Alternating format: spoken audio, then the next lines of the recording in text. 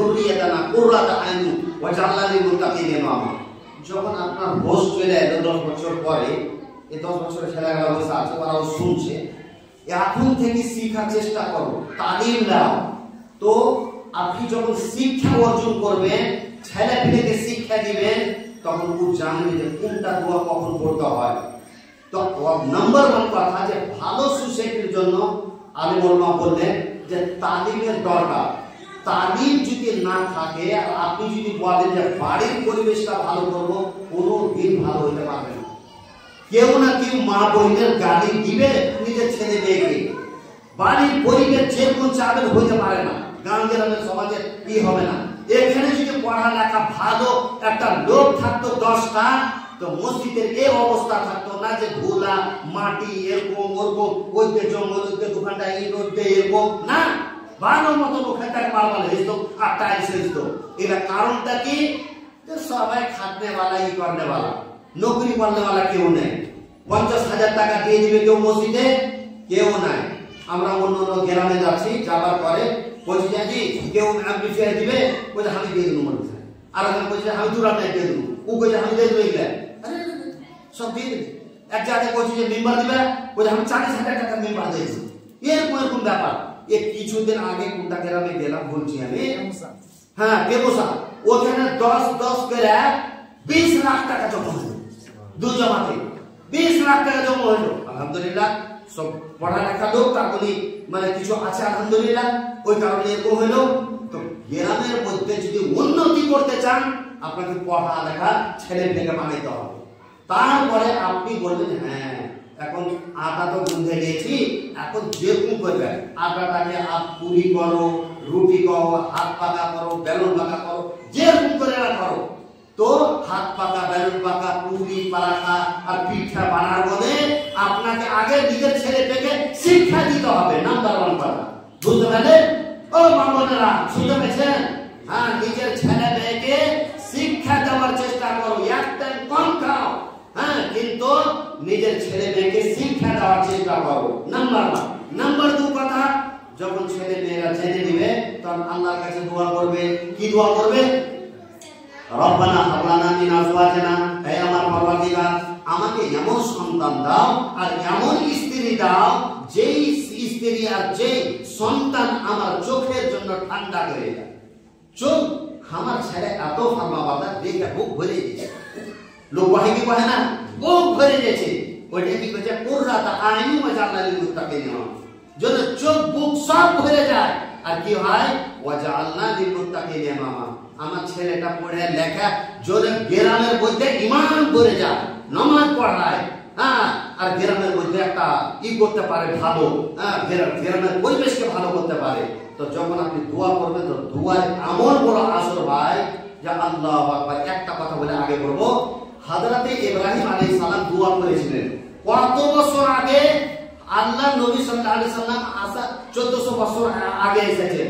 1400 বছর আসার আগে, কত বছর আগে হযরতে ইব্রাহিম আলাইহিস সালাম এসেছিলেন। হযরতে ইব্রাহিম আলাইহিস সালাম দোয়া করেছিলেন, রব্বি জাআল হাযা বালাদান আমিনা, এই শহরটাকে আয় আল্লাহ তুমি আমনের শহর বানিয়ে দাও।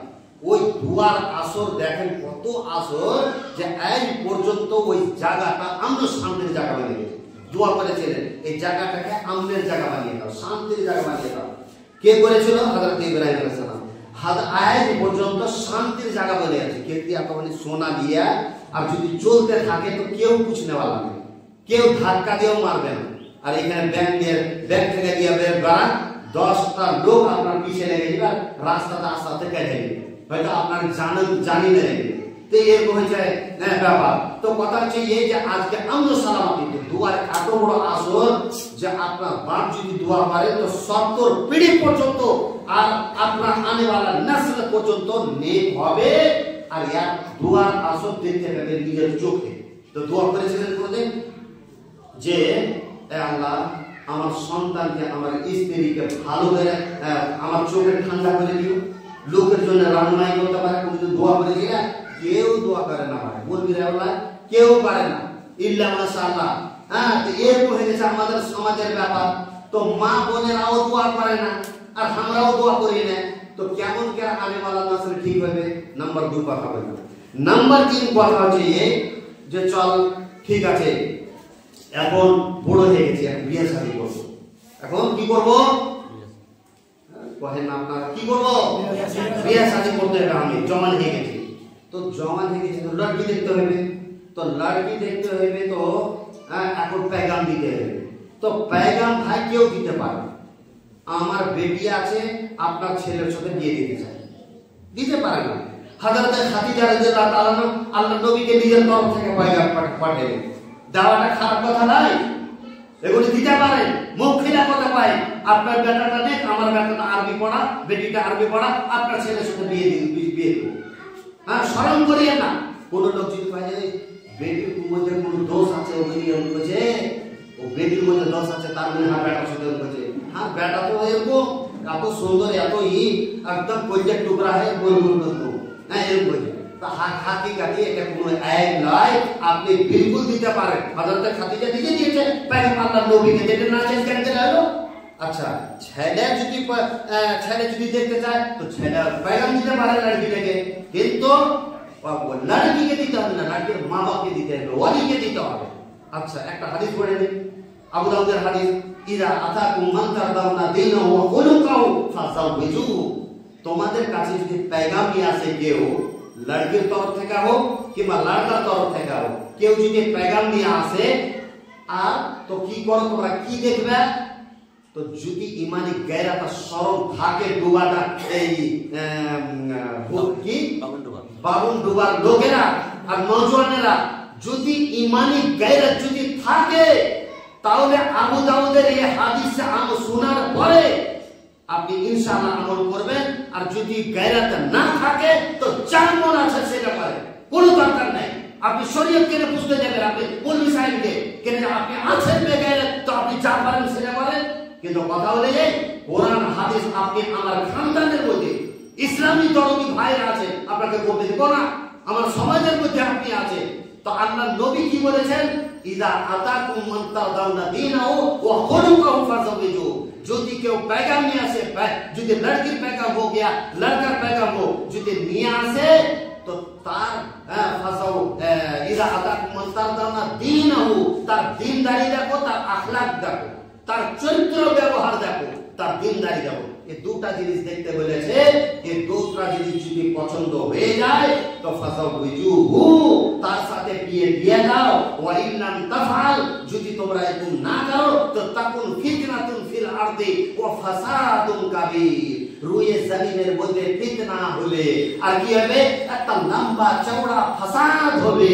ও কেস করবে, মোকদ্দমা করবে, তালাক হবে, মারপিট হবে, কাট হবে, সব কিছু হবে, হ্যাঁ তালাক হবে। এরা সব কিছু কারণটা কি? যে দিনদারি আর আখলাক ব্যবহার, চরিত্র ব্যবহার থেকে আপনি বিয়ে করেননি, তো আপনার এই সুখ শান্তি যে দুনিয়াতে হবে না ভাই। হ্যাঁ, আপনি আজকাল রোডে দেখে বিয়ে করেন না, আজকাল মোটরসাইকেল দেখছে, আজকাল খানদান দেখছে, আজকাল হাসান নাসাব দেখছে, আজকাল আরো কিছু দেখছে। এগুলা সব সামানে জাহিলিয়াতের এগুলা আলামত। আল্লাহর নবী বলেছে কিছু দেখতে হবে না, ফারফার বিদাতি দিয়ে দিনদারিকে তারজিহ দাও। দিনদারিকে তারজিহ দিতে বলেছে আল্লাহর নবী, আপনাকে বলছে দিনদারিকে তারজিহ দাও। আপনি বলছেন আল্লাহর নবী কথাটা রাখেন, আমি এখন মানবো না, কেন হার বাপ মাল দেখতে যেছেন খানদান, তো একটু দেখে নিন, তো আপনি মুসলমান থাকবেন? কেমন কথা? আল্লাহর নবীর ন্যায় আর আলেম ওলামা বলছে, ওই আম্বিয়াদের খানদানের লোক বলছে, আর ওলামা ওয়ারাসাতুল আম্বিয়া খানদানের লোক বলছে যে তুই যে এইগুলা কাম করিও না, বুঝে না? তো মা কেস মাকা তো মুকদ্দমা হবে, ফিতনা ফাসাদ হবে, আর ভয় হয়ে যায়। তো কথা হচ্ছে এই যে দিনদারি আখলাকে তারজিহ দাও। দ্বিতীয় নম্বর কথা। চতুর্থ নম্বর কথা, যদি বিয়ে শাদী করে মা বোনেরা আর সব ভাই সকল, বিয়ে শাদী যদি করেন, এই জায়েজ লাওয়াটা এটা হচ্ছে চুরি ডাকাতি, এটা হারামখোরি। হ্যাঁ, হয়তো বলছেন মরিচা কড়া কেনে বলছে, মানে আমি কড়া করে বলে আমি আমার দোষ, আমি বেশি গুনাহগার, আর তুমি শরীয়তের ধাঁচিয়া উড়ে তুমি হলে সব থেকে পাক্কা মুসলমান, এগুলো আমি কইতে পারবো না। কথা না, ও মাথার উপরে চড়ে কোরআন হাদিসের কথা। কথা হচ্ছে এই জায়েজটা দিবেন কিসের বলে আমাকে বলো। কেনে দিবেন? একটা বাপ একটা বেটিকে লালন পালন করে মানুষ করে কলিজার টুকরাকে, হ্যাঁ, যদি এখান থেকে আমার ঝাড়ি যদি আমার বেটাটা গেছে, আরে যা তুই বেটা ছেলে আছে তুই যা, এই কথা কেন বলছো, কথা বলে না, আমার ঝাড়ি যা, তুই বেটা আছে বেটা ছেলে আছে ড্রলছি কেনে? যদি বেটি থাকে, আরে যা বেটিটার সাথে যা, না যেতে গেলে কে কি করবে, যা যা, ওর সাথে একটা ঘড়ি কাটা আছে। ওই মেয়েটাকে লালন পালন করে মানুষ করে, হ্যাঁ, আজকে কলিজার টুকরাকে একটা ছেলে ইজাব ও কবুল করার কারণে কলিজার টুকরাটাকে কাইটা ওকে দিয়েছে, কলিজার টুকরাটাকে দিয়ে, ইয়ার থেকে বড় নিয়ামত আর কিছু হইতে পারে? আপনাকে কলিজার টুকরা লিয়া এতদিন পর্যন্ত লালন পালন মহব্বত করে আপনার হাতে দিয়ে দিলেন, আর আপনি বলছেন যে কলিজার টুকরাকে দিলি তোর মাথাটাও কেটে দিয়ে দে, মরে যা তুই, লনে গাড়ি বাহির করে দে, কিন্তু আমাকে গাড়ি চাই। আল্লাহর কসম খেয়ে বলছি, লানাতে লোকের উপরে যে ধর্মের লোকেরা যারা শ্বশুরের কাছে, হ্যাঁ, মোটর সাইকেল আর টাকা 2 লাখ আর 1 লাখ টাকা 5টা টাকা নিবে, শরীয়তের মধ্যে গুঞ্জাইশ নাই, হারাম, বিলকুল হারাম, এক পুরুষ রাখবে, এর কেমন কেন দিচ্ছে? তো এরকম চাষবা পয়দা করেন, আল্লাহ তাবারক ওয়া তাআলা ইয়াতো ঢেলে দিবে। আপনি জাহেল যদি না দেন, আল্লাহ তাআলা বরকত আপনাকে মালামাল করে আপনাকে মালদার বানিয়ে দিবে। কিন্তু কলিজার টুকরাকে দিয়া আজকে একটা লোক আমার স্কুলে, নূর ইন্টারন্যাশনাল স্কুল আছে, অতি ছেলে পড়াচ্ছিল, লোকটা ছেলেটা 2টা 3টে ছেলে পড়ছিল, ছেলে উৎপাদন ছিল না। আমি 3 মাস পর আগে বলছি কেন পাঠাই না, তো বলছে যে জানো আমি আর ফিস দিতে পারবো না, আমি ফিস দিতে পারবো না। তো আমার সাথে কথা বলতে বলছে কি হয়েছে, বলছে যে আমি গাড়ি জামাইকে বেহির করে দিয়েছি, তার 13,000 টাকা করে মাস আমাকে বলতে হয়েছে, খেলা চালাচ্ছে, 13,000 টাকা করে মাস বলছে, বুঝতে পারছেন? তার উপরে কত বড় কষ্ট। আলহামদুলিল্লাহ, আলহামদুলিল্লাহ, আল্লাহ তাবারক ওয়া তাআলা আমি বিয়ে করার টাইমে 1 পয়সা পর্যন্ত নেই, একটা কাপড় পর্যন্ত নেই, একটা চাপল পর্যন্ত নেই, একটা টাঙ্গি পর্যন্ত নেই। আলহামদুলিল্লাহ, আমি বড় বেটির বিয়ে এই গত বছরে দিলাম, একটা 5টা টাকাও দিতে পারিনি, জবরদস্তি দিতে পারিনি, লোক লাগিয়ে 5 বার বইলে, হ্যাঁ, আমাদের শেখের মোহতারামের দিকে, আমাদের শেখের মোহতারামের আসল মনে হয় বলেছে। তো কথা হলো এই যে একটা টাকা পর্যন্ত নেই। তো নিয়ত দেখ রাখেন, আপনাকে কাজ বেটি বেচতে হবে, খালি কোয়াপারের বেটি নিয়ে আসলে হবে না, বেটি আপনাকে দিতে হবে, তখন আপনি দেন কত দিতে পারছেন। কিন্তু এইগুলা জিনিস আমরা বুঝি না, একটু কলিজার টুকরা দিয়েছি, মাথা কাটা ঘর বেচা সব কিছু দিয়ে, আর কেমন জানোই, কেমন আমাদের কোরআন হাদিসের মাননেওয়ালা এই শেরশাহ বাদিয়া আহলে হাদিস আহলে খুবই সে কাম করছে, আমি বুঝতে পারি না। তো কথা হলো এরকম কে বেটি বিয়ে না করবে, আল্লাহর কাছে দোয়া করেন আপনার নিজের ছেলেদের জন্য, আল্লাহ তাবারক ওয়া তাআলা বরকত লাগিয়ে দিবেন। আপনারও কিছু বেটি, আপনারও কিছু বদমাশির কারণে আমাদের বেটিরা আজকে বিক্রি হয় না, যায় না শ্বশুর বাড়ি, বিয়ে শাদী হয় না, আপনার বদমাশি আর আমার বদমাশির কারণে কিছু দোষ আছে, ওইকে যেমন কথা অনেক হয়েছে। তো কথা হচ্ছে এই যে জায়েজ এই নাম মুখ দিয়ে আর বের করবেন না ভাই, বের চাহে খান, কিন্তু জায়েজের নামে না রাখবে, কোনদিন চাইবেন না খবরদার। তারপরে 5 নম্বর কথা হলো যে বিয়ে শাদী দিনদারি দেখে আর আল্লাহর ব্যবহার থেকে বিয়ে করে নিল। বিয়ে করার পরে এখন আসবো বাড়ি দিয়ে, বাড়ি দিয়ে আসার পরে তখন করছে কি শাশি যদি 5 জনে শুনছে ও কমসে কম 1 সপ্তাহ, এগুলা ঠিক না, জায়গা না জায়গার ফতোয়া লাগে, এটা ঠিক না। কথা হলো যে বিলকুল বিয়ে করেছে। আচ্ছা, আর একটা কথা বলি, যে বিয়ে করবে সে দেখতে যাবে, আপনি কেন দেখতে যাবেন? আপনি ভাই হলেন, চাচা হলেন, আর কেউ হলেন, আপনি কিসের বলে দেখতে যাবেন? যে বিয়ে করবে সেই দেখতে যাবে, অন্য জনকে কাউকে পারমিশন নেই। হয়তো খুব যত জিতে যান, তো মা বাপ যাবে, আমি বিয়ে করবো, আমার মা বাপ যাবে, কিন্তু কথা যে আপনি আর ভাই আর বোন কিসের বলে যাবে, এইটা বিলকুল ঠিক না। আর একটা কথা বলে দিই, এই যে বারাতি গেছে, বারাতি খবরদার, এই মজলিসে আমরা থাকার পরে কোরআন হাদিসের কথা শোনার পরে এই যে বারাতি সিস্টেমে কোনোদিন যায় না, আর বারাতিকে কোনোদিন নাম দিবেন না। হ্যাঁ, এই জন্য যে আবু সালাদ আমাদের একটা রিওয়ায়াত আছে যারা গাজ্জে মুতাকাল্লিম ফি, কিন্তু কথা হলো এই যে এটা যখন নাজাজ আছে মুতাকাল্লিম ফি রিওয়ায়াত আছে তবুও বয়ান করার দরকার আছে, কেন যে এটা হাকিকতে না যায়। তো কথা হচ্ছে একটা মানুষ যদি বলে দিতে যায় তো ও মানুষ চোর বলে গেল আর ডাকাত বলে ঢুকে, বলে দিন হুকুম কি চোর বলে গেল তো চোর আর ডাকাত বলে ঢুকে চলে এলো আর বাড়িতে খাইয়া পিনা আর লুটে আর কাপড় ধরি পিনা চলে এলো, তো ইয়ারা চোর ইয়ারা ডাকাত। তো এই জন্য বেয়েছে বারাতি সিস্টেম ইসলামের মধ্যে এক পরিমাণ নেই, এক পরিমাণ বিয়ে শাদী দেখে আর দেওয়ার পরে বিয়ে দিয়ে দেখার পরে বিয়ে শাদী দিয়ে, এগুলো জিনিসের উপরে আমল করতে হবে, কথা করবে। কিন্তু কথা হলো এই যে হজম কেউ করতে পারবে না এটা কথা, আর আপনার মুখ দেখে কথা বলবেন সেটা না, যেটা হক কথা আপনার মানার থাকে মানেন, না মানার থাকে আল্লাহ তাআলার কথা আপনাকে মানিয়ে নেবেন। আর ইনশাআল্লাহ যেদিন আসবে সামনে এই দুদিন পরে যখন কবরে যাবেন তখন আর বুঝে নেবেন যে কি আছে না আছে। দ্বিতীয় নম্বর আর শেষ কথা হচ্ছে এই যখনই বিয়ে শাদী করে নেবেন, বিয়ে শাদী করার পরে দোয়া শিখতে হবে, তার সঙ্গে সোহবত করার জন্য দোয়া শিখতে হবে। দোয়া যদি না শিখে তাহলে আপনার সাথে শয়তানের শরীর থাকবে, ছেলে পয়দা হবে তো শয়তানের মানি যায়, ছেলের অংশ শয়তানের অংশ থাকে, ওই ছেলেটাকে বলে যে বেটা তুই এত খারাপ কে তো তুমি খারাপ করেছো, তুমি দোয়া পড়োনি, এই কারণে শয়তান না হবে তো মানুষ হবে, তো তুমি যে মানুষ না তুমি যে আল্লাহর নাফরমানি করেছো। আরেকটা কথা কি যখন পেটে ছেলে থাকবে মেয়েদের তখন বেশি বেশি করে নামাজ পড়তে হবে, বেশি বেশি করে আল্লাহর কাছে দোয়া করতে হবে। রুহানি একেবারে ছেলের আসর নেই, দোয়া আসর ছেলের উপরে পড়ে, বেশি বেশি করে নেকি করতে হবে। কিন্তু কথা নেই এই জিনিস আমাদের মা বোনেরা করে না, এই কারণে ছেলে দিলে না ফরমান হয়। ছেলে যখন পয়দা হওয়ার পরে 7 তারিখে ওকে আকিকা দিতে হবে, আর আকিকা দেওয়াটা এটা ছেলের হক বাপের উপরে।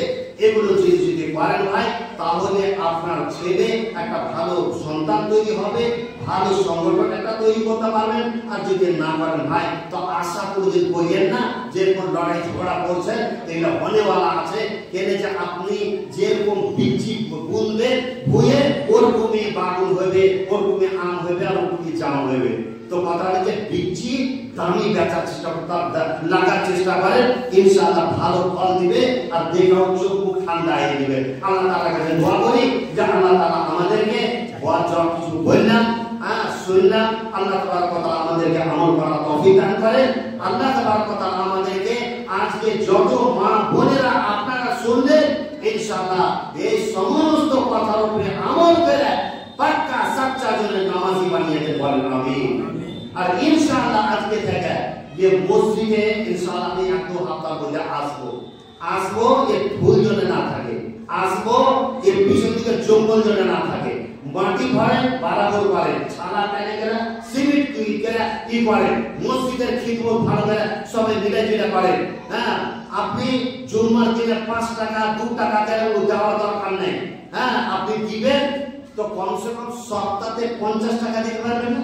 আপনার বাড়িতে যদি আমি চলে যাই তো আপনি 500 টাকা খরচা করে দিবেন, আর 50টা টাকা 10টা টাকা নসিব হয় না যে পোপট চাইতে এসে তো কমসে কম 5-10টা টাকা দিয়ে ওই 2টা টাকা দেবেন। যদি দেখছেন 20 টাকা আছে রেখে দেবেন, তো এর করিয়েন ইনশাআল্লাহ মসজিদ ভালো। সরকার মহলকে এটা অনুরোধ করব আপনারা মসজিদের হিসাব কিতাবকে ক্লিয়ার রাখেন, মসজিদের হিসাব কিতাব ক্লিয়ার রাখেন। আমরা তো সরকার মহল বলে কে আছে সরকার মহল আমি জানি না, এখন আল্লাহর কসম আমি বুঝি, কিন্তু কথা হলো এই যে সরকার মহলকে হিসাব দিতে হর 3 মাসে এসে করে খাড়িয়া উত্তর দিতে যে আমার কাছে এত টাকা জমা আছে।